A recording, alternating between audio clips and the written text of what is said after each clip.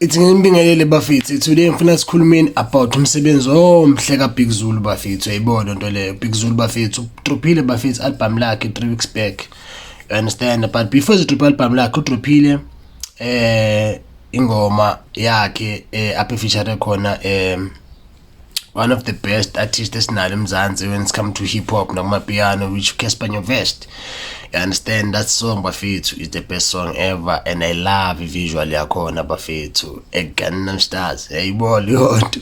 Big Zulu ufuna uthando kwindawo ezahlukahlukene you understand which like it's the best song and I love the fact ukuthi ubale ama countries of Africa which like shows unity especially the moment esikuyo guys esidlula kuyo manje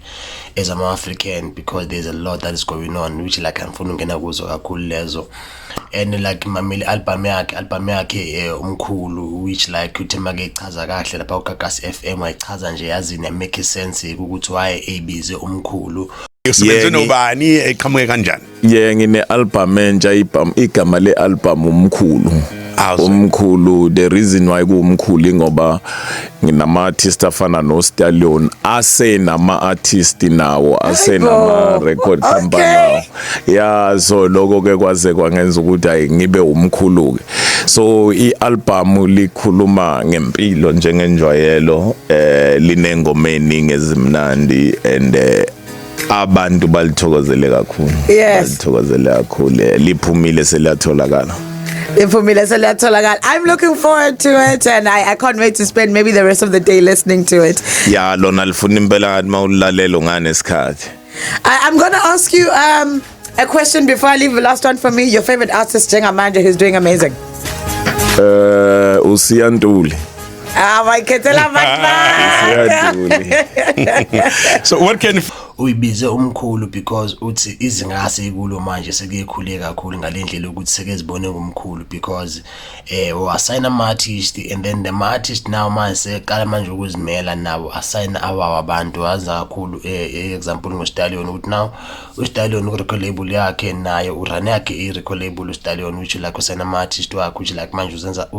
uzizwa engathi ungumkhulu which like it makes sense. What I love about Big Zulu always project wakhe associated nempilo yakhe you understand it shows a growth londo le because when you're a person wenza something may be associated with your growth with your lifestyle you understand don't be fake which like is real you understand into engithanda kakhulu about ialbum yakhe le manje and mangibheka inama features amaninzi bafethu khona le engithandela ingoma lapha ye rap lapha yana bafethu wafaka uma 7 bafethu awuthi ngayigcina kudala leyana uthola wafaka umaraza ayibona into le which like the best album bafethu ngicela mina streamer khona lapha feature khona umawelele you understand uthandwa ngilazo or something like that best song bafethu you understand which like I love versatility ka Big Zulu when it come to music guys I love that it shows ukuthi umuntu owazi umculo and ufundile and you understand that is why like ngikuthanda umculo wakhe bafethu ngicela mina stream album yakhe iphumile bafethu nimsupport njani nibonisa uthando njalo bafethu wayase